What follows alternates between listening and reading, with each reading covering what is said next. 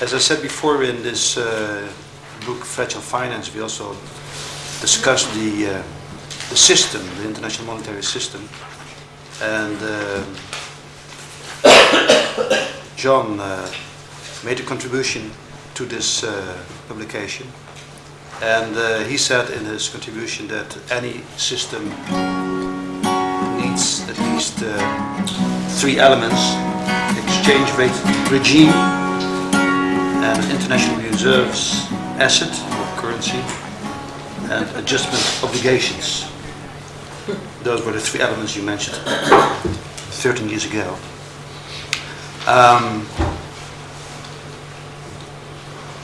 Jane and Stephanie wrote a paper, and there was one particular proposal in the paper that I asked them to take out of the paper, more or less, but not really. It is still in the paper, but I would like to give the opportunity to Jane Darista to expand on that and include it in the presentation in this panel session.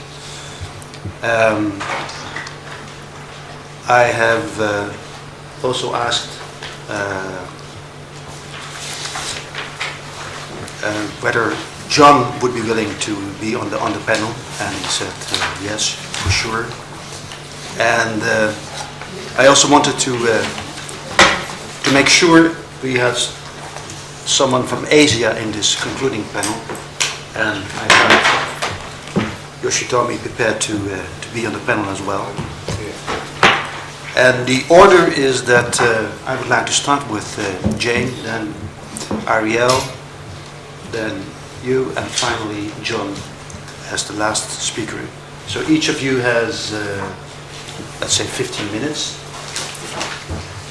So please, Jane, start. Yes, I think this has been a very rich discussion, and I've been very impressed by a couple of the comments. Professor Park's uncertainty about reserves and the concern about whether or not we will have another crisis in what we used to call the periphery and can no longer do so realistically. I'm also very taken by Wing's comments about hegemony and the issue of hegemony. I thought that was extremely well stated and much a matter of concern. The United States is a very dangerous country, in my view, at this point, and is not willing to change. I'm also I was very delighted, and I shouldn't say delighted, but what had been missing in the discussion of what are the risks out there was John's comment about capital flight from the United States. And that's a very realistic potential problem. It could come for a variety of reasons. It could be because of financial crisis, the kind that he is discussing, all sorts of things, political, whatever. But it is a potential there. What we haven't discussed, and what I would like to see discussed at some point, is we've asked the question, should the dollar be phased out? And one of the routes to doing this is the issue of reserves. Let me back up before I get into that, however, and say that Triffin would absolutely be horrified at the additional scandal that has been created around the SDR. This was a potentially wonderful instrument. It was a failure from the beginning because it always depended upon taxpayers' funds.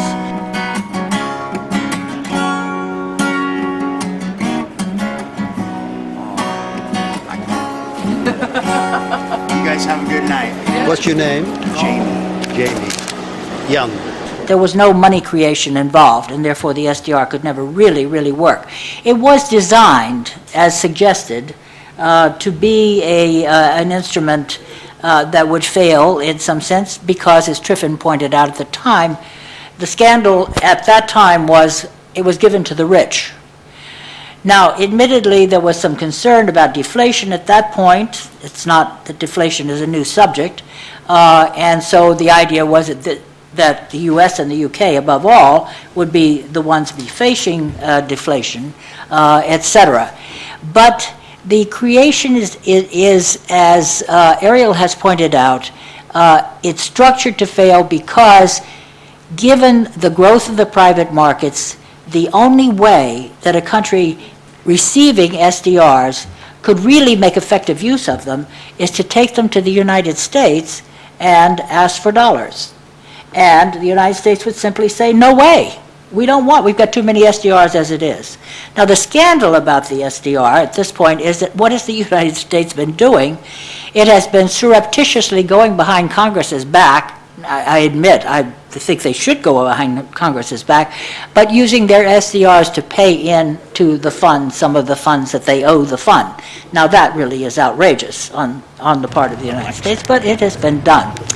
But getting back to the issue of the reserves, there was a time when it was thought that the United States ought to begin to build up foreign exchange reserves. This was absolutely verboten in the Reagan administration. They put the lid on that. That was not to be done. But of course, if we are talking about phasing into a multilateral system and taking some of the pressure off the dollar, as I try to suggest in the alternative way, which is that the Fed should be selling out of its own portfolio, alternatively, the Fed should be buying foreign exchange reserves. In other words, buying the government securities of other countries. A little hard with China, admittedly, but might be very helpful in the case of Japan.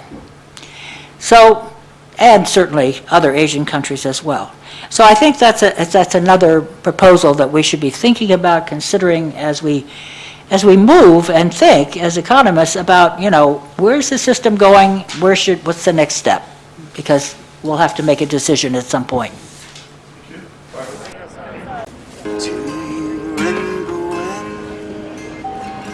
The next Wonderland train arrives in 5 minutes. You know the song? You do Brown Eyes too? That's Keep saying this one.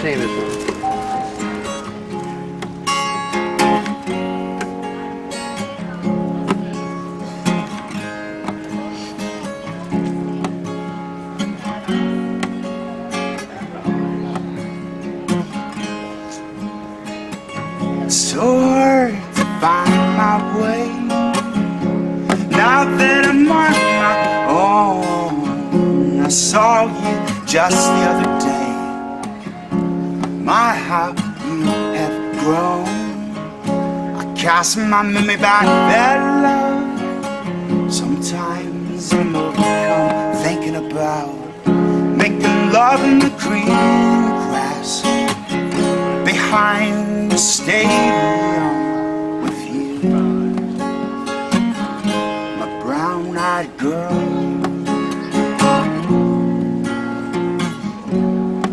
With you, my brown-eyed girl.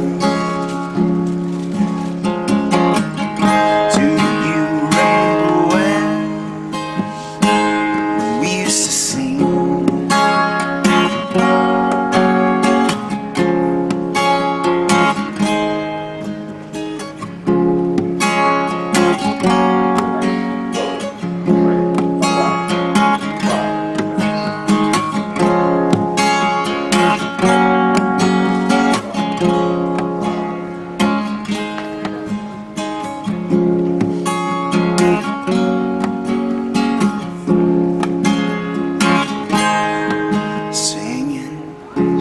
La la la la la la la sha la la la la la la la sha la la la la la la la sha la la la la la.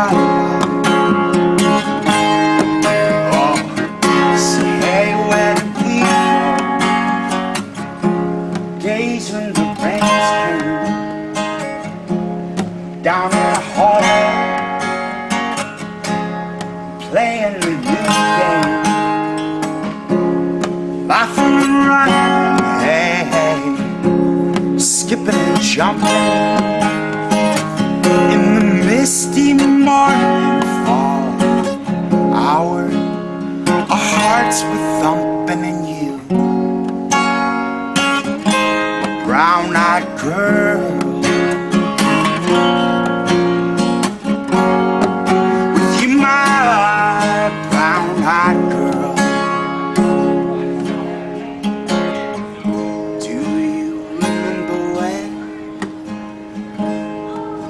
always the same.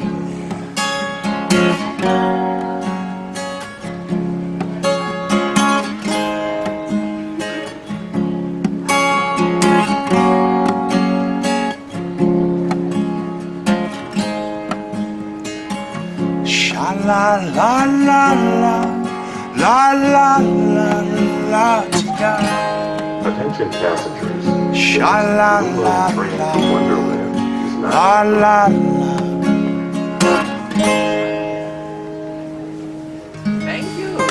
Thanks a lot. Beautiful, beautiful. Subtle also. Oh yeah.